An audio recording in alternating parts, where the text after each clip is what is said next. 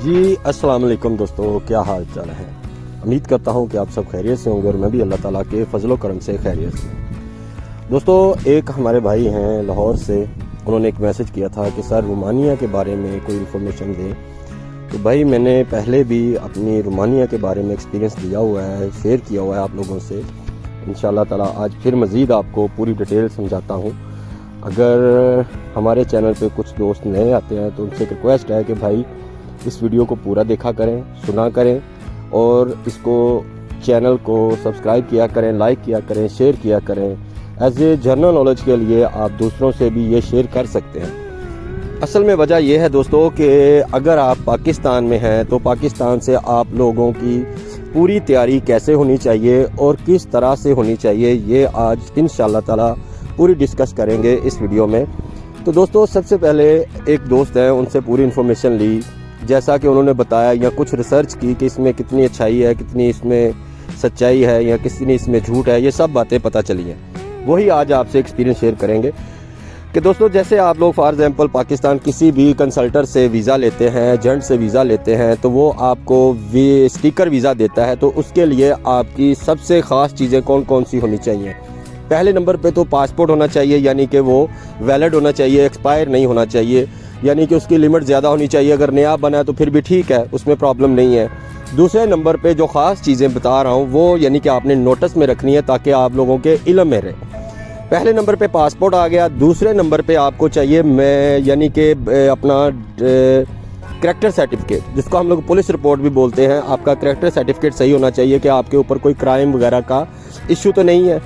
दूसरा, इसके अंदर आप लोगों को FRC चाहिए आपकी फ़ैमिली की। फॉर एग्जांपल आपकी फ़ैमिली में कितने मेंबर हैं, अगर शादीशुदा हैं तब भी FRC लगेगी, अगर विदाउट मैरिड हैं तो फिर भी FRC लगेगी कि आपके वालिदैन या फैमिली में कितने हैं। ठीक हो गया। तीसरे नंबर पे इसको एफिडेविट भी बोलते हैं, ये कमूने से यानी कि आपकी यूनियन काउंसिल से मिल जाता है। एफिडेविट लाजमी होता है। एफिडेविट और जो FRC होती है ये सेम ही होती है, लेकिन FRC आपको मिलेगी नादरा ऑफिस से और एफिडेविट मिलेगा आप लोगों को आपकी यूनियन काउंसिल से। ये दो चीज़ें ज़रूर होती हैं। इसके अलावा आप लोगों के पास जो पोलियो कार्ड होता है, आपका ज़ाती पोलियो कार्ड, उसका होना लाजमी है। ठीक है भाई। अगर ये चीज़ें आपसे एजेंट नहीं मांगता तो समझ लें वो आदमी या वो एजेंट ठीक नहीं है, वो आपसे झूठ बोल रहा है। ये एक यानी कि पूरी कंप्लीट बात होगी। अभी दूसरी ऑप्शन में या दूसरी बात ये है कि अगर आप लोगों को कोई भी एजेंट कहता है कि भाई मैं आपका वीज़ा घर बैठे लगवा दूंगा 2 महीनों में, 3 महीनों में, तो वो आदमी भी झूठ बोल रहा है, उसमें कोई सच्चाई नहीं है। क्योंकि एम्बेसी टाइम कम से कम 6 महीने ले रही है। ठीक है, 6 महीनों का अगर टाइम आपको कोई दे रहा है एम्बेसी के लिहाज से कि जी आपका इंटरव्यू आएगा, आपका सारा प्रोसीजर हो जाएगा, या 4 या 5 महीने या 6 महीने हैं, तो फिर वो आदमी ठीक है, क्योंकि इसकी इतनी क्वालिटी ये सामने आ जाती है कि यानी कि उसका काम लीगल हो रहा है। अगर कोई भी एजेंट या कंसल्टर आपको बोलता है जी मैं 2 महीनों के अंदर आपको काम करवा के दूंगा, तो भाई मेरे ख्याल से या मेरे हिसाब से या जितनी भी मैंने इन्फॉर्मेशन क्लिक की है इसके हिसाब से वो आदमी फेक है, वो आदमी आपको धोखा दे रहा है। अब आ जाते हैं हम लोग, अगर हमारा वीज़ा चला गया है या हमने अप्लाई कर दिया है वर्क परमिट के लिए किसी भी एजेंट या किसी भी कंसल्टर के लिए, किसी से यानी कि, लेकिन उसने हमें इंटरव्यू के लिए इस्लामाबाद भेजा है, तो इंटरव्यू में तकरीबन आप लोगों को 5, 10, 6, 8 जितने भी आदमी इस्लामाबाद रोमानिया एम्बेसी के बाहर होंगे वो आपको यानी कि कुछ 6, 5 आदमी का एक पैच बना के अंदर लेके जाएंगे। ठीक है, जैसे कि आप लोगों का इंटरव्यू होता है। इंटरव्यू में जैसे आप जाएंगे वहाँ पे 2 लड़कियाँ बैठी होंगी, 3 बैठी होंगी, कोई लड़के भी हो सकते हैं। उनमें से सबसे पहले आपका पासपोर्ट चेक होगा, क्या पासपोर्ट ओरिजिनल है, फेक तो नहीं है। आपकी निशानदेही के लिए आपका ID कार्ड भी चेक कर सकते हैं, आपकी शक्ल भी देख सकते हैं, जो तस्वीर पासपोर्ट पे लगी हुई है उसको और आपको देख के आपका पासपोर्ट चेक करके ये कंफर्म करेंगे कि क्या आपका पासपोर्ट ठीक है या नहीं ठीक है। इसके अंदर जब ये इस प्रोसीजर से आप गुजरेंगे, वो समझ लें कि एक ही टेबल पे बैठी होंगी या थोड़े से फासले पे बैठी होंगी। उसके बाद आप लोगों को दूसरी लड़की ये सवाल करेगी कि आपको इंग्लिश आती है या नहीं आती। ठीक है, क्योंकि आपके सवाल इंग्लिश में होंगे। अगर आपको इंग्लिश आती है तो फिर आप कहेंगे जी मुझे आती है, अगर नहीं आती तो ये आपके लिए प्रॉब्लम हो जाएगी, क्योंकि आपको इंग्लिश आनी चाहिए। इसका ये मतलब नहीं है कि कोई अनपढ़ आदमी नहीं जा सकता, इसमें अनपढ़ आदमी भी जा सकता है, क्योंकि जो आदमी सही होगा, ये उसकी बात कर रहा हूँ, जो आदमी करेक्ट होगा, फेक नहीं होगा। अगर कोई एजेंट या कंसल्टर आपको एम्बेसी में भेजता है तो वो आपको 10, 15, 20 सवाल जवाब जितने भी होंगे याद करा के भेजेगा कि भाई ये लिस्ट है, आपने वहाँ जब इंटरव्यू में जाना है तो इंटरव्यू में कौन से सवाल होंगे और आपने कौन से जवाब देने हैं।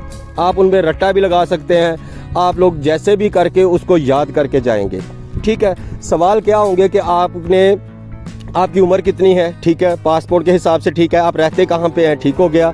फिर उसके बाद आप कौन सी कंट्री में जा रहे हैं, जी इस कंट्री रोमानिया जा रहा हूँ। फिर उसके बाद आपसे पूछेंगे जी आपकी सैलरी कितनी है, जितनी सैलरी है जी, आपका फ़ीस कितनी है, मसलन आपने कितने का वीज़ा लिया है, जितने का लिया है। आप वर्क परमिट जा रहे हैं, जी जा रहे हैं, कौन सी कंपनी में जा रहे हैं, जी इस कंपनी में जा रहे हैं। अगर आपके पास वर्क परमिट है तो आप किस कैटेगरी में जा रहे हैं, मसलन कि आप प्लम्बर जा रहे हैं, स्टील फिक्सर जा रहे हैं, टाइल मैकेनिक फिक्सर जा रहे हैं, उसके अलावा शटरिंग कारपेंटर जा रहे हैं, या वट एवर कोई भी अगर आप जॉब कर रहे हैं तो आपको अपनी जॉब का पता होना चाहिए कि इसका काम क्या होता है। अगर वो इंग्लिश में है तो आप इसको, अगर आपका कोई भी मेहनत मजदूरी वाला काम है तो आप कंस्ट्रक्शन का भी बता सकते हैं। अगर वो कंस्ट्रक्शन का सुन के मान जाती है तो ये ठीक है, लेकिन अदरवाइज़ ज़्यादातर ये भी पूछते हैं कि विच कंस्ट्रक्शन यानी कि प्रोटाइज करते हैं आप, यानी कि उसको ये भी बोल सकते हैं कि जी हाँ मैं टाइल फिक्सर हूँ, यानी कि जो भी आपके रिलेटेड यानी कि वर्क परमिट मिला है उसके हिसाब से आप उनसे बात करेंगे, ठीक हो गया भाई।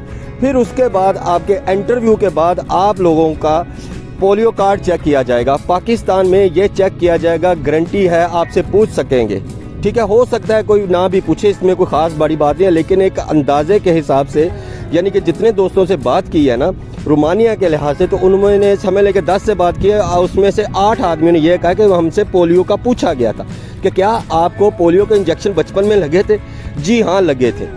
ये एक थोड़ा सा जनरल नॉलेज की बात है कि कुछ सवाल ऐसे भी हो सकते हैं। अभी इसके आगे हम लोग चलते हैं। जैसे आप वहाँ से निकलोगे, आपका जो वीज़ा वगैरह क्लियर होने के बाद आपको मिल जाएगा। अगर आप पासपोर्ट वहाँ पे वो जमा कर लेते हैं, आपका वीज़ा लग जाएगा, स्टिकर पे, पासपोर्ट पे स्टिकर लग जाएगा। फिर उसके बाद आपका कंसल्टर आपको देगा, ठीक हो गया भाई मेरे। जैसे आपको देगा फिर आपकी फ़्लाइट करवाएगा। ज़्यादातर फ़्लाइट जो होती है वो होती है कराची इंटरनेशनल एयरपोर्ट से, ठीक है। अगर आप कराची जाते हैं, कराची से आपकी फ़्लाइट होती है रोमानिया की, वहाँ की एक बड़ी सिटी है, सॉरी नाम भूल गया। अगर आप वहाँ पे जाते हैं तो कराची में आपसे कुछ सवाल होंगे एयरपोर्ट के ऊपर कि भाई आपने वीज़ा कितने का लिया है, ठीक है। अगर आपने कह दिया जी हमने 12 लाख 13 लाख का लिया तो फिर ये गलत बात है, आपको वो फ्लाई नहीं करने देंगे, फिर आपको वहीं पे रोक लेंगे, ठीक है। ये एजेंट लोग भी समझाते हैं। अगर इसके अलावा वो आपसे पूछते हैं जी हाँ जी कितने पैसे में आप जा रहे हैं, जी हमने 3-4 लाख रुपए में वीज़ा लिया विद टिकट लिया, तो फिर तो ठीक है, फिर तो आपको जाने देंगे। सच वहाँ पे यानी कि बोलने में आप फंस सकते हैं, ठीक है। लेकिन अगर हम बात करें मुद्दे की, जो सही बात है, पाकिस्तान से रोमानिया का टोटल वीज़ा 1500 यूरो तक लग जाता है, इससे ज़्यादा नहीं है। $150 या आपकी एम्बेसी फ़ीस होगी, $150 एम्बेसी फ़ीस अदा करेंगे, 1500 यूरो आपके रोमानिया वर्क परमिट में होगा। वो कैटेगरी ऑनलाइन में है। ये जो आज मैंने ये जो भाई का कमेंट था उस हवाले से बताया कि भाई आप अगर किसी एजेंट के थ्रू जाते हैं ना तो ये प्रोसीजर है। इसके अलावा मेरी समझ में आज तक नहीं आया कि कोई और तरीकाकार हो। हाँ, रोमानिया के बारे में और भी काफ़ी वीडियो मैंने अपलोड की हुई हैं, लेकिन भाई जितनी भी आपने इन्फॉर्मेशन पूछी थी ये उस हवाले से आपको बताया। मज़ीद अगर आपने पूछना है इसके हवाले से तो आप मुझे कमेंट्स बॉक्स कर सकते हैं। तब तक के लिए इजाज़त दीजिए। ओके जी, अल्लाह हाफिज़, अस्सलाम वालेकुम।